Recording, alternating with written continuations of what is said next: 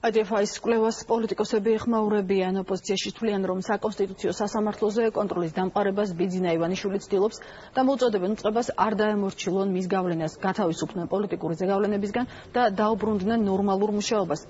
მათი მხრიდან სასამართლოზე პოლიტიკურ გავლენას უარყოფს ქართული ოცნება, თუმცა მართულ გუნდში აცხადებენ, რომ საკონსტიტუციო სასამართლო ყოველთვის იყო პოლიტიკური ზეგავლენის ქვეშ.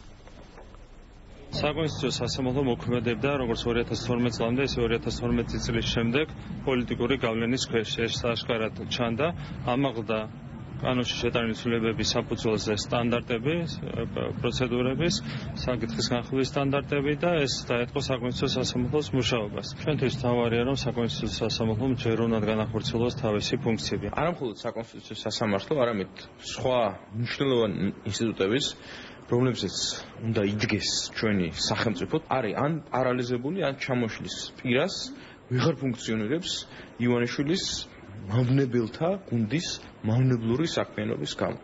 იმისათვის, რომ ამუშავდეს ეს ინსტიტუტები, ამ შემთხვევაში საკონსტიტუციო სასამართლო, აუცილებელია რომ მან დაკარგოს ძალაუფლება 8 ოქტომბერს. ყველა ის მიზეზი, რომელსაც თითქოს დაიშველებდა მართველი ხელისუფლება და ის ნაწილი საკონსტიტუციო სასამართლოს, რომელსაც ისინი აკონტროლებენ და როგორც მინიმუმ აქვთ კონტაქტი, რომ არის აბსურდული, არანაირი მიზეზი არ არსებობს იმისა, რომ გადაიდოს კაბელების საქმის განხილვა და აუცილებლად ეს აღმართულება სწრაფად უნდა იქნეს განხილული და სისწრაფეში უნდა დადგინდეს სიმართლე. იმიტომ რომ საკონსტიტუციო სასამართლო მიუხედავად პოლიტიკური კონიუნქტურისა უნდა შეასრულოს მასზე დამოკიდებული და მასზე დაკისრებული ფუნქციები. აუცილებელია საკონსტიტუციო სასამართლოს მუშაობა ნორმალურ რეჟიმში და კალაპოტში დაბრუნდეს და სასამართლოს ხდომები გაიმართოს მაშინ, როდესაც როგორც ჩანს გადადების ობიექტური საფუძველი არ არსებობს.